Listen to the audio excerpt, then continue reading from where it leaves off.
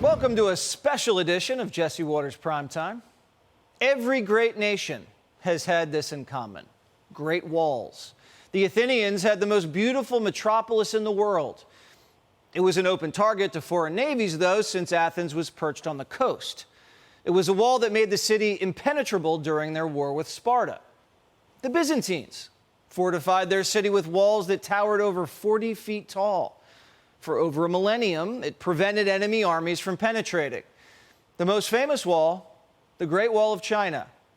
For decades, American politicians have traveled to China and marveled at its 13,000-mile-long barrier. Since America's founding, both parties have protected our border. It is common sense. Everyone inside of America, Republican or Democrat, requires protection. We are a nation of immigrants, but we are also a nation of laws. It is wrong and ultimately self-defeating for a nation of immigrants to permit the kind of abuse of our immigration laws we have seen in recent years, and we must do more to stop it. We simply cannot allow people to pour into the United States undetected, undocumented, unchecked. No great nation can be in a position where they can't control their borders. Since Democrats know great nations control their borders, they must not want America to be great. They're literally running against a man whose motto is "Make America Great Again." So in opposition, 8 million illegals pour into the country in just 3 years. Ellis Island processed 12 million immigrants in 60 years. That's 200,000 a year. Biden is importing 300,000 a month. If Biden gets reelected, his presidency will have opened the doors to more foreigners than Ellis Island. Ellis Island documented everyone who came in an organized system. Today, illegals are running in. They're landing on the shores of California, running up the beaches like it's D-Day. Biden wouldn't let Djokovic enter the country and play in the U.S. Open because he wasn't vaxxed, but lets millions of unskilled, unvaxxed foreigners walk right in. Biden would let them be ball boys at the U.S. Open, but not for the greatest tennis player of all time. On border security, Democrats have spent 3 years saying nothing and doing even less. Breaking in has never been easier. ¿Cómo fue más fácil ahora que fue antes anteriormente? Sí, la verdad que sí. Sí, fue mucho más fácil que fue antes. Sí, sí. Sí, ¿por qué piensa que fue más fácil? Por el motivo de que, pues, ya estaba la aplicación y nos ayudaba bastante eso también a nosotros para poder llegar hasta este lugar de aquí. Y lo facilitaba, un poco lo facilitaba el poder entrar y buscar una manera de refugio aquí en Estados Unidos. But it's an election year, so Democrats want you to forget that they made an open table app for illegals to make reservations to break into the country. Forget about how they blew holes in the border wall for antelopes. And forget about how they lost track of 85,000 migrant children. The Democratic Party is now transitioning. The Democrats now identify as border hawks. Chuck Schumer's writing a border security bill in secret. No one's seen it, but if we know Chuck Schumer, it's amnesty. No wall, no deportations. It codifies current migrant flows. Why would Republicans be chumps and go for a weak bill when the dictator can fix it on day one? They don't want to solve this problem. They want to use it for political purposes. I think it is a disgrace what the Republican Party is doing, what Donald Trump is doing. And this is hidden in plain sight. He sent out a tweet or some truth, whatever, saying, kill it. Yeah. And these guys are so weak. It's so pathetically weak, this Republican Party. So because Trump and Republicans aren't voting for Chuck Schumer's shamnesty, the media says they have blood on their hands.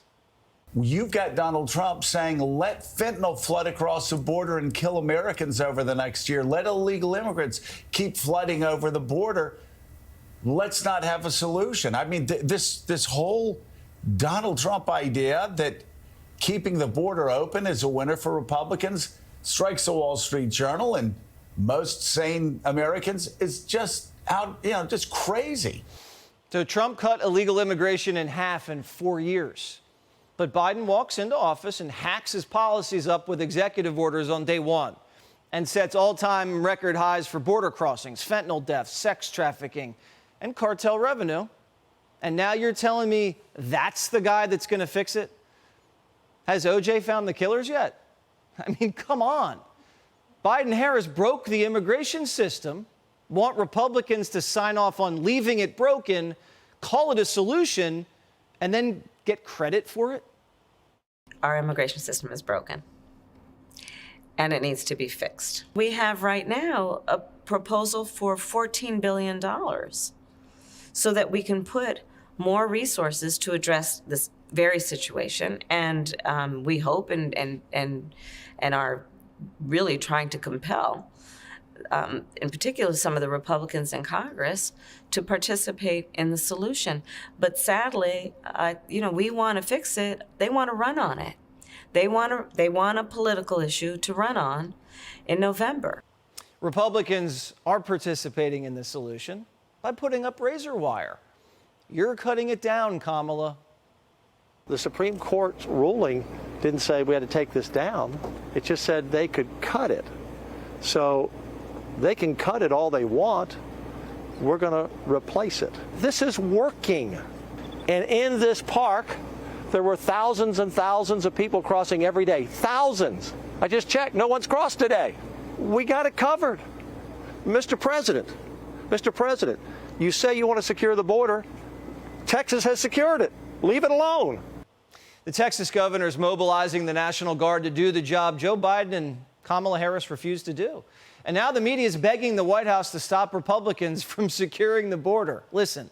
At what point does the president step in and say, enough of that, these are American soldiers, I am federalizing the National Guard and ordering them to let the Border Patrol do their jobs because they took an oath to the Constitution and I am their commander-in-chief? When does enough become enough? I'm just not going to get into speculations on any actions the president's going to take at this time. And I'm going to reiterate, if these Republican governors actually cared. First of all, why is the media begging to keep the border open when they know it's killing Biden's re-election chances? Second of all, Binder isn't going to get into speculations? Speculations? Third of all, is these Republican governors actually cared? Now I know why Binder keeps hanging around the White House. She's the only one who makes Biden appear articulate. And most Republicans do care. They passed a House bill last year to secure the border. Schumer ignored it. They've been flying and busing illegals to sanctuary cities just to wake you up. Now 10 red states are sending the National Guard to Texas.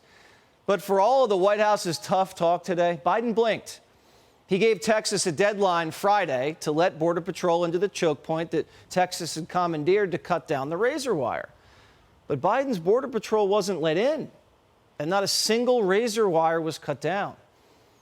Razor wire is growing like a weed on the border, thanks to Abbott's guys. But nobody F's with a Biden. So today, the White House just threw a wrench into the Texas economy. Texas is America's largest natural gas exporter, and our European allies are begging for gas since they're off the Russian pipelines. So instead of boosting American energy and jobs and saving our allies from the Russians, petty Joe Biden was peeved at Abbott and blocked a major natural gas export plant in the Gulf. All that over just a little razor wire.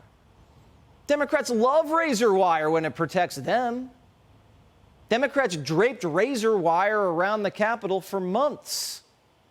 Democrats were throwing up razor wire like Christmas tinsel. Keep out, you smelly deplorables.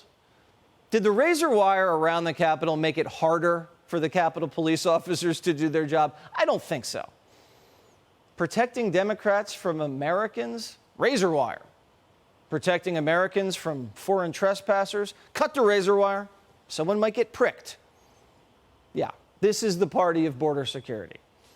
Oh, and now they're the party of law and order, too. Listen, Eric Swalwell saw a carjacking video on his Instagram feed and now wants Soros prosecutors fired. He says, we've practiced going out through the back seat to get our kids out of the car if we get carjacked. This is not normal. Soft on violent crime prosecutors are letting too many dangerous people threaten our kids. Swalwell's party defunded the police, elected soft on crime prosecutors, and installed no cash bail. But Swalwell's not the brightest. He slept with a Chinese spy and thought the coronavirus came from a pangolin. Democrats will say anything in an election year. But always remember, after the election, they'll do absolutely nothing. Hey, Sean Hannity here. Hey, click here to subscribe to Fox News YouTube page and catch our hottest interviews and most compelling analysis. You will not get it anywhere else.